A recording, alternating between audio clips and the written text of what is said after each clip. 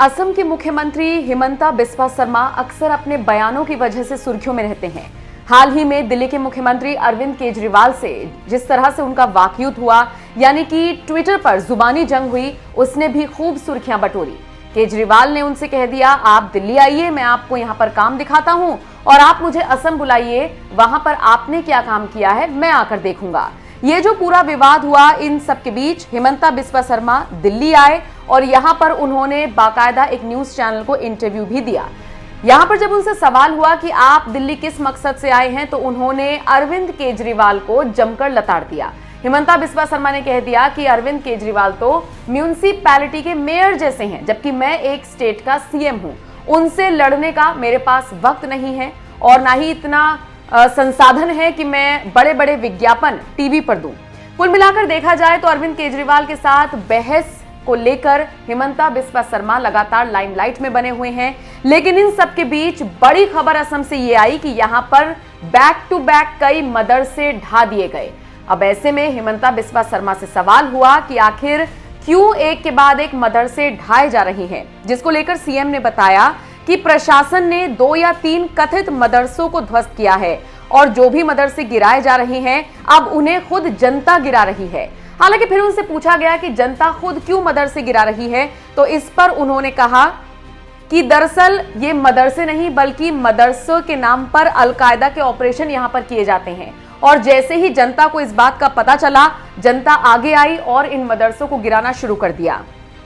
हिमंता बिस्वा शर्मा ने यह भी कह दिया कि मुस्लिम समुदाय के लोग भी खुद आगे आकर इन मदरसों को नष्ट कर रही हैं। वो ऐसा मदरसा नहीं चाहते जहां अलकायदा के ऑपरेशन किए जाते हों। इसी के बाद हिमंता बिस्वा शर्मा ने एआईएमआईएम प्रमुख असदुद्दीन ओवैसी को भी निशाने पर लिया। उन्होंने उनको आड़े हाथों लेते हुए कहा, अगर ओवैसी चाहें तो यहां पर आ सकते हैं, वो असम के लोगों को समझा सकते हैं कि असम के मदरसों को अलकायदा के कार्यालय ही रहने दे। उन्होंने कहा, मुझे नहीं लगता असम का मुस्लिम समुदाय उन्हें ऐसा करने देगा, क्योंकि वो देश के सच्चे देशभक्त हैं। ओवैसी कोशिश कर सकते हैं लेकिन वो सफल नहीं होंगे। हालांकि इस दौरान मुस्लिमों को लेकर जब हिमंता बिस्वा शर्मा से एक इंटरव्यू में सवाल हुआ, तो उन्होंने साफ तौर पर कह दिया कि आप मुझ पर कुछ भी आरोप लगाइए, लेकिन सबसे बड़ी बात यह है कि मैं मुसलमानों के हित के बारे में सोचता हूं। मैं देश के जो सच्चे मुसलमान हैं उनके हितों के बारे में सोचता हूं और ऐसा करने से मुझे कोई नहीं रोक सकता। कुल मिलाकर देखा जाए तो हर एक सवाल पर हिमंता बिस्वा शर्मा का बेबाक जवाब था और यही वजह है कि दिल्ली के मुख्यमंत्री अरविंद केजरीवाल अब उनसे पंगा लेने में डर रही हैं। सोशल मीडिया पर हिमंता बिस्वा शर्मा के इंटरव्यूज की कई क्लिप्स वायरल हो रही हैं, लेकिन अरविंद केजरीवाल अब कहीं से भी कुछ भी नहीं बोल रही हैं। नहीं तो हर एक ट्वीट पर जिस तरह से उनका रिएक्शन आ रहा था, अब हिमंता बिस्वा शर्मा जब दिल्ली आए तो अरविंद केजरीवाल को निश्चित तौर पर जानकारी तो मिल ही गई होगी, लेकिन अब उन्होंने ऐसा कोई ट्वीट नहीं किया कि चलिए आइए मैं आपको दिल्ली के काम दिखाता हूं। खैर, असम के मुख्यमंत्री हिमंता बिस्वा शर्मा जिस तरीके से बेबाक बयान दे रही हैं, उसको लेकर आप क्या राय रखते हैं? कमेंट बॉक्स में अपनी राय हमें जरूर दें।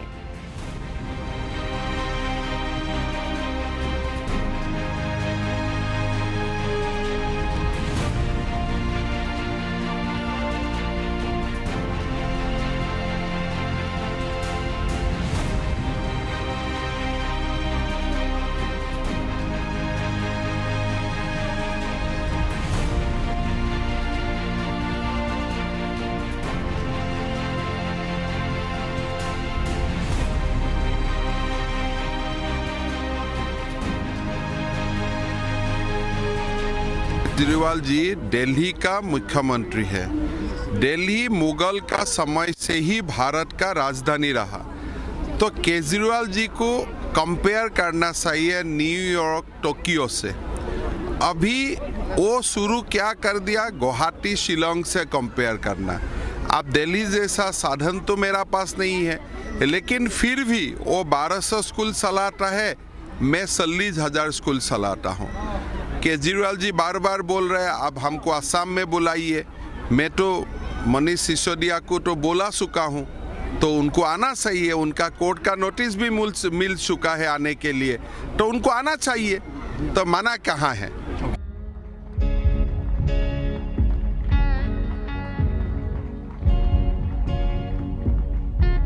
तालियों में जोरदारी होनी चाहिए।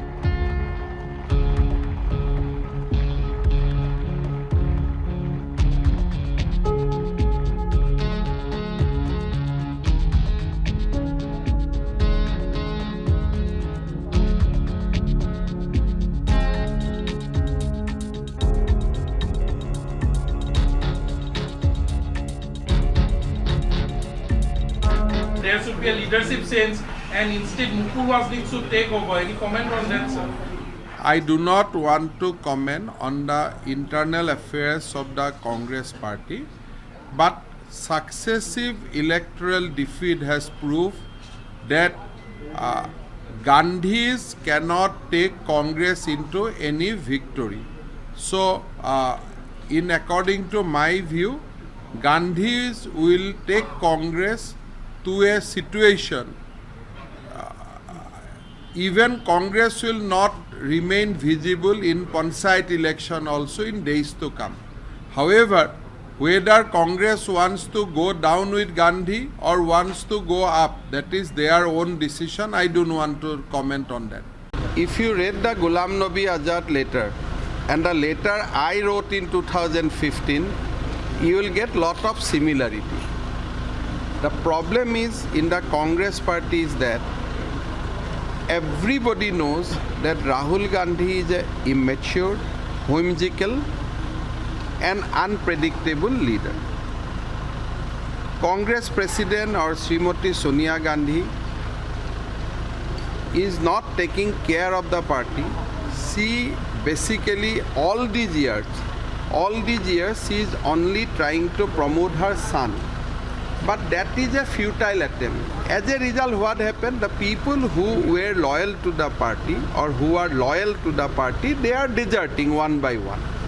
I think these are natural process, and in 2015 I have predicted that in Congress party some time will come, only Gandhis will remain, all other will desert. Rahul Gandhi BJP के लिए एक वरदान है, इसलिए राहुल गांधी का साथ जब भारत का लोग कंपेयर करता है, बीजेपी का लीडर्स लोग माइल्स अहेड हो जाता है, तो इसीलिए वो तो बीजेपी के लिए सूट करता है।